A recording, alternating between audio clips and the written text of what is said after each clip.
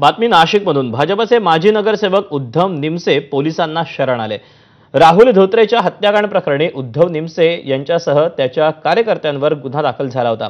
22 ऑगस्टला धोत्रेवर हल्ला करण्यात आला। यानंतर 29 तारखेला उपचारादरम्यान त्यांचा मृत्यू झाला होता। त्यानंतर जवळपास 20हून अधिक दिवस निमसे फरार होते। यानंतर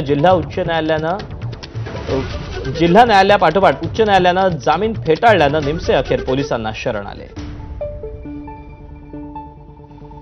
त्यांच्याकडे आणखीन अजून बारकाईने तपास करणं बाकी, तरी ते इथून गुजरात म्हणजे राजस्थान, कर्नाटक, आंध्र प्रदेश असं ते निरनिराळ्या राज्यामध्ये 10 ते 12 दिवस फिरले ते, असं त्यांची प्राथमिक माहिती मिळाली। आणखीन सविस्तर त्यांच्याकडे तपास करणं बाकी। या प्रकरणामध्ये एकूण किती आरोपी, किती अटकेत आहेत, अजून ते तपासी अधिकारी जे आहेत आपले ACP देशमुख साहेब त्यांच्याकडे सविस्तर माहिती। शरण आल्यानंतर त्यांनी तुम्हाला काय स्टेटमेंट दिलेलं आहे? अजून ते तपासाचा भाग येतो। आम्ही